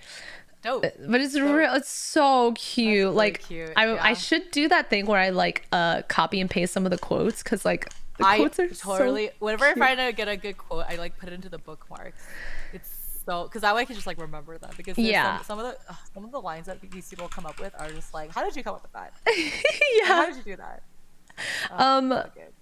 Okay, so there's let me see if I can find this part.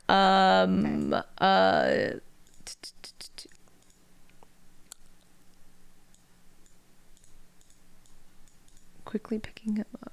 Exercise. Okay. Lanzan, Wei Ying eagerly greets, climbing out of his nest to receive the baby dragon. You're here to see me again, and you're... The fox is suddenly overcome with concern when he sees that the baby dragon walking to him has eyes that have become so red and his lower lip trembling with unspoken pain. His hair is all out of sorts, and his normally immaculate white gusu land robes are all muddy and ruined. Oh no, Zhang, come here. Why are you all dirty and bleeding? What happened to you? Lanzan feels embarrassed, almost, for Wei Ying's beautiful eyes to gaze upon him in such a state, but then Wei Ying quickly picking him up with his 2 arms and hoisting him against his hip, and Lanzan decides that amping up his hot tears really isn't such a bad thing. Wow. So he's like, he wants to treat me like a baby. I guess I'll just cry. Yeah. And then the next This reminds me of when like watching Turns Baby and Xie Lian is like gushing over him. Oh my god, yeah. Yeah, so cute. And so like the next part, he's like, Lanzan's like, I hunted your breakfast, Lanzan says shamefully as he raises the wooden basket he's grasped up to the fox. For you. And like the basket is filled with like Wei Ying's favorite foods, which are like earthworms, beetles, crane flies, apples, and oranges. Gosh, Wei Ying, what the fuck? Because he's a fox, so he eats earthworms. Yep. It's so fucking fluffy and cute. You guys gotta read this. Really oh my god. It's just like a wholesome fic. It's just super fucking cute. So cute. Oh my god. Dead. Oh, okay. That's really cute. I'm gonna read that one after it's completed though, because it's like 2 chapters till completion, right? I think so. I don't know. I also posted another one of the fan arts, and it's where Lanzan gets really jealous of a little rabbit, and you can see like the murder. Angry face. Yeah. He's just like, how dare someone else is like, paying attention. Yeah. It looks like he's gonna fucking kill it. Attention too. Yeah. Yo, so cute. Oh, so fucking cute. Oh, that's cute. That's cute. I love that. I'm excited for it to be done so I can read it because I like fluffy baby shit like that. You're so cute. Oh my god. Okay. My off topic is a little out there, but you gotta stick with me a little bit. Okay. It's called Half Agony, Half Hope by Queen Clue. Let me put that in the notes really fast before I forget. Jenny. Ooh, yeah, I'll put mine in the notes too. I just put it in. Oh, thanks. You are in the head of it's good. Okay, so this is a Jane Austen AU with cultivation for Modazushi. So it may like what's that Regency TV show on Netflix? Like Downton Abbey or no, yeah, but it's like it looks modern. Like they have Bridgerton. You know what I'm talking about? Bridgerton. Okay, so it's like Bridgerton. It's like Bridgerton, except there's cultivation, and everyone still speaks in that like old English. But it's like the way that it's written is so poetic and beautiful, and it's not hard to follow at all. Because I was really worried because some of those like Jane Austen books are really hard to follow, but it's really really good. And this book is completed. It's 17 chapters long, and literally there's so dramatic. It's like Bridgerton drama. Like it's so fucking dramatic that I could not stop reading. Like halfway through on chapter 8 specifically, some shit went down and I was like, oh my god, I need to make popcorn so I can continue reading this with popcorn. I literally stopped reading.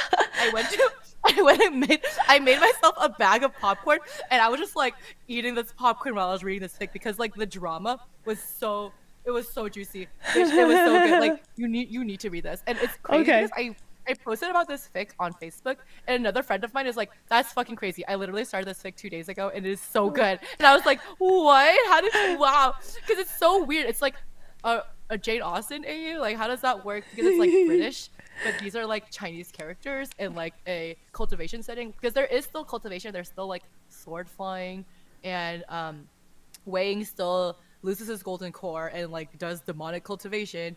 But oh my god, it's crazy because so basically the story is Wei Ying. I'm gonna say it in chronological order because the story is set like with flashbacks and flash forwards, and it gets a little so that more of the drama gets revealed. But basically, 5 years ago, Wei Ying and Lanshan were engaged to be married to each other. But then something terrible happens, and Wei Ying has to break the engagement. He runs away. He's on his own. And he also goes into a false marriage with another woman in order to save her because she is pregnant from another man. and her reputation would be completely like fucked up because she's a woman in fucking Regency era, if she was an unmarried woman. So he volunteers to marry her, and she has the child, but she dies in childbirth. So he's left alone, like raising the son as like a single father. And then 5 years later, Lanzhan comes back into the picture. They had not had contact with each other in all this time because he was a sailor out in the sea, and Wei Ying was like dealing with being a single father raising the son. And Lanzhan and Wei Ying like reconnect, and they're still like Lanzhan and Wei Ying thinks Lanzhan hates him because he like basically left him and like broke off their engagement, and he hadn't heard from him in 5 years, so he just assumed that like after he got remarried and like had a son, like that he wants nothing to do with him anymore. Yeah. And Lanzhan is cold, and he is heartbroken that Wei Ying got remarried and like has a kid and stuff. But as they're talking, they slowly like rebuild their friendship.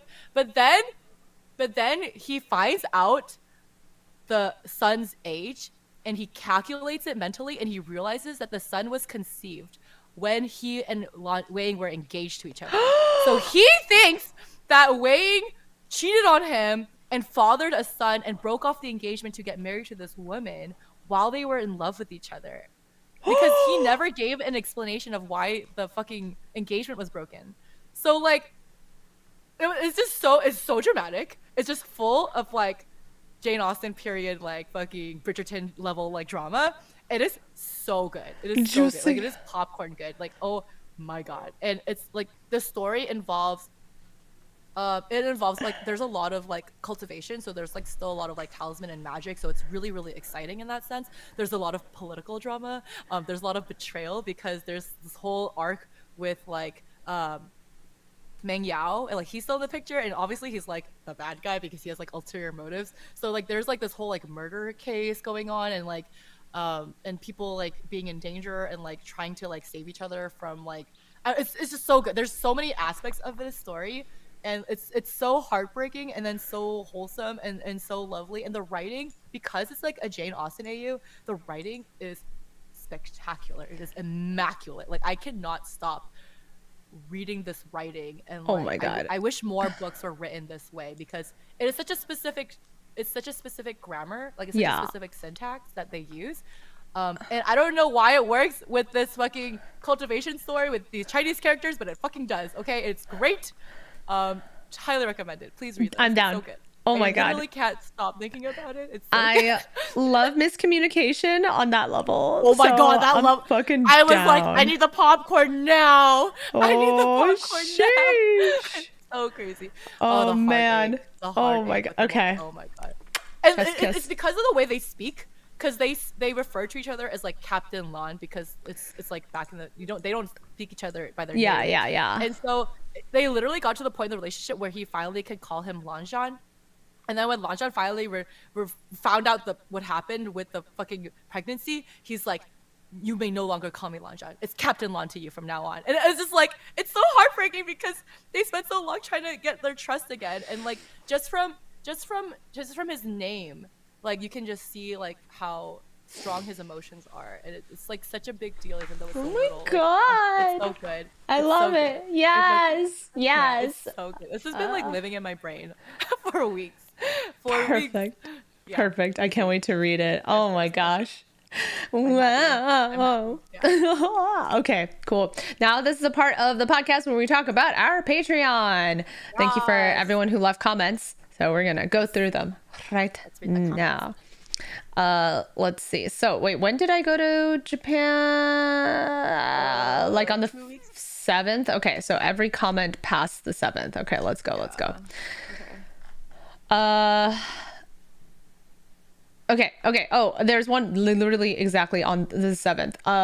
It's off both of them from Kate Payne. It was from our our extra episode that we recorded. The Last of Us episode. Yes, if you guys haven't watched episode 3 of The Last of Us, Oh my Yo, you gotta watch it and then that listen shit was so good. to our podcast. That shit was a fan fiction. Yes, that was so good. Okay, so Kate Payne says, oh my god, you guys got me crying over this show and I haven't even watched it yet. I will be watching it though. Heavenly Official's Blessing's been top of my list for not all BL equals porn. Greatest in my opinion, love story, ghost story with no sex. Like Chinese Supernatural if they were gay instead of brothers. Oh my god, I forgot what chapters we were on for Heaven Official's Blessing. Looks like I need to be reading some funny happy fics to prep for these chapters. I'm going to be crying. Oh, it's sad. I feel you, Kate Payne. I feel you. That is so sad. And then her other comment on the bottom show that we did that time was, dude, fanfic titles are always great. I love it. I will definitely be reading Jenny's rec with the upcoming Crying Fest, and we'll be having over the next few chapters of book 4. Yep. Yeah, I'm gonna try and only find some like happy fics. We should probably post another fic rec post onto Patreon because we haven't done one in a while. Okay. I'm trying to remember what fics we talked about during the bonus episode because we did not write that shit down. Okay. And let's see. So on episode 36, she also posted, Xie Lian is the most reasonable person you'll ever meet until you're mean to Hua Tun or try to fuck with their red string. Xie Lian will cut a bitch. Okay, I need the names of all these fics. Also, why is the thought of a very bad Hua Tun so fucking hot this whole episode? Insert horny white girl screaming. Yes. If I could put like name tags on people, I'm just gonna. Kate Payne is now horny white girl. Horny white girl. When she comes to the meetup, we'll have my name is horny white girl. Yes. And then on the bottom show, she said, Jenny being embarrassed of the fanfic is adorable. I love reading the tags on fanfics. Do you guys think MXTX reads the super smut fanfics? I like to think she reads them and thinks, man, I wish I could have written that as canon. Yo. There's this rumor. There's a Heavenly Official Blessing fanfic that was written originally in Chinese and then got translated into multiple languages. And everyone thinks that was ghost written by MXTX herself because it fits so perfectly to the end of the 5th book. Like it picks up right where it like ends. Give me. So everyone thinks I had to find it. It's been so long, but yeah, I have to find it. But it was originally written in Chinese, and I read the English translation of it, and it's even the writing style is very similar to MXTX. So I would not. It's either someone who's really really good at imitating her, but it's like how it's about Xie Lian Hua Cheng, their first intimate moment after he returns, and it's so beautiful. It made me cry. It was my god. Give to me. I'll try find. Yes. Yeah. And then I made a post on like 4 days ago. I ended up in Osaka. Well, I originally planned to travel to Osaka, but apparently at the same time there was a Grandmaster of Demonic Cultivation pop-up cafe. The fan cafe. Yeah. Oh my God, I'm so jealous. It was really good. Like, I mean, I wish the cafe itself had something kind of like unique about it, but it was just like for the merch. I was just there for the merch. Yeah, so as it is normally. Yeah, so it was all art by Giris, which I like was so happy to see that Giris was doing everything. Japanese artist for Madazishi in Japan. Yeah, she is amazing. Her artwork is amazing. It was all Valentine's Day themed.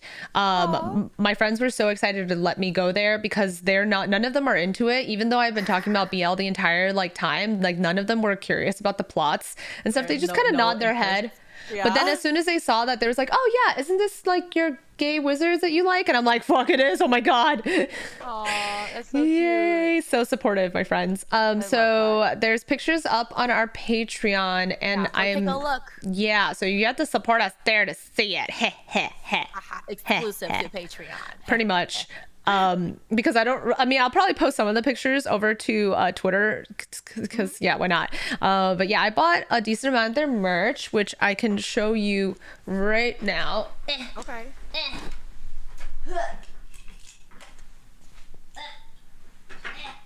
Oh my god, I already decorated my space, so Cute. I just grabbed them. Oh my god, please don't. They're so high up. Yes. Okay. So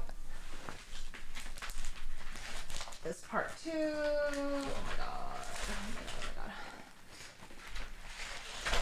Okay. Here we go. All right, YouTube people. This is gonna probably be cut out of the actual like edited podcast. Well, hold on. If you want to see what Stella is showing us, go check out the YouTube VOD to see. Yeah, another reason to subscribe to her. Valentines. Oh, so cute. Modern AU. Yes. Modern AU. Wangshan is literally my favorite fucking like tag.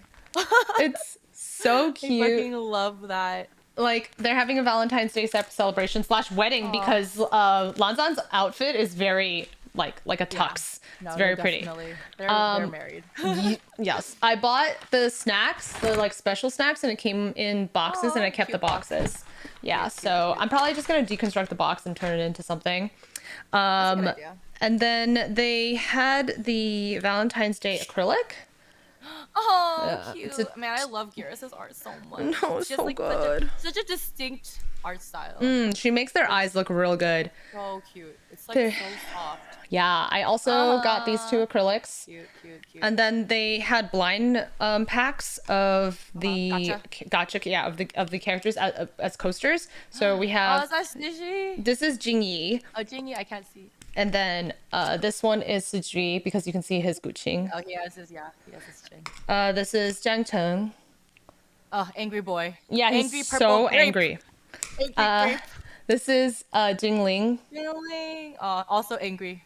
Yep. Angry banana. And then Wei Ying. Oh, that's a good Wei Ying. He's so slutty looking. That's a good Wei Ying. That's like evil Wei Ying. That's like fucking with his hair down. Shit. Yeah. He looking hella slutty. And then Lanzan.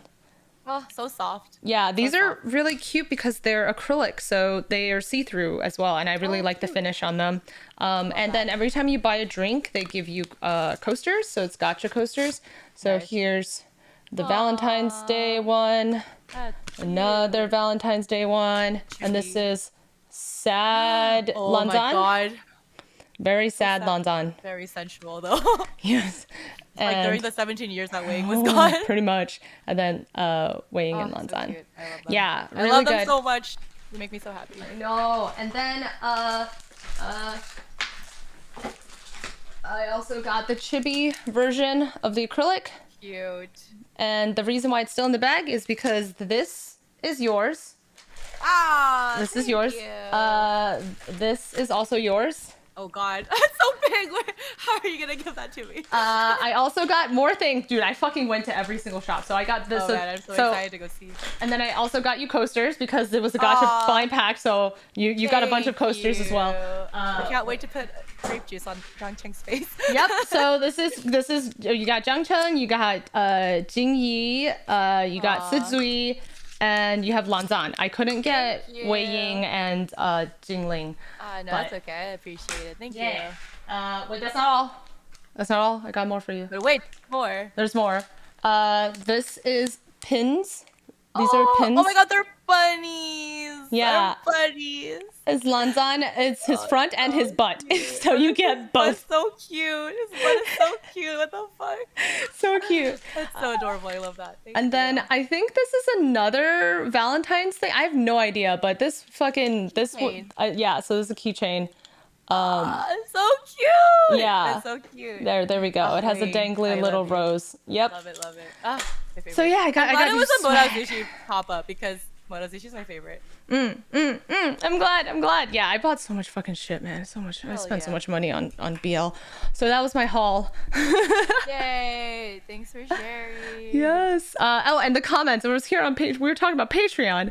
So the comments are K-Pain saying, "Oh, so jealous. Looks amazing." Izzy saying, "Oh my god, this is so cute." George says, "Gorgeous. Do you mean the pop-up ended or is it closed that day? Goodness, I hope it's still up when we visit again, when we visit Japan." So I think this cafe is up until March 21st, according to like the big advertisement. Right. Yeah. Yeah, you should have seen me, you guys. I was feral. I was fucking feral. I was like running around hyperventilating. But apparently I wasn't the only one because Jeff went back the next day to go get me more of those blind packs because he was like, she wanted all of them. So I'm just going to try and get it for her. Okay. And when he went back, there was like a couple of other girls there and they were also hyperventilating the same way I was. Donmei fans are another breed, okay? Yeah. We get excited because it's so rare to see merchandise. Yeah. So when we do see it, it's a very rare opportunity to get as much as you possibly can. Oh my God. Like the lady was trying to explain like, so you have to do this and then this. And the girl's like, yeah, I know. Can I just go in now? That's like, stop talking. I want to do all the things. I already read the fucking instructions online. I don't care how much money I'm going to spend. I'm just going to buy it. Oh yeah. I feel that. Right. Yeah. So that was really fun. Let's see. And then let me see if there's any new comments after that. Yeah. Kate Payne. Oh my God. Fucking love her. I love you so much, Kate Payne. You're the best. She wrote on episode 37 uncut, most devoted believer. Not me completely losing it at the part every single time. I want to comment on the Mu Qing thing, but everything I want to say is spoilers, so I guess I'll wait till we get to the chapter. So yes, we're at the chapter. We are here at the chapter. We're at the chapter. Mu Qing fucked up. Yep. So many, oh man, so many reasons. Whoa. Yeah.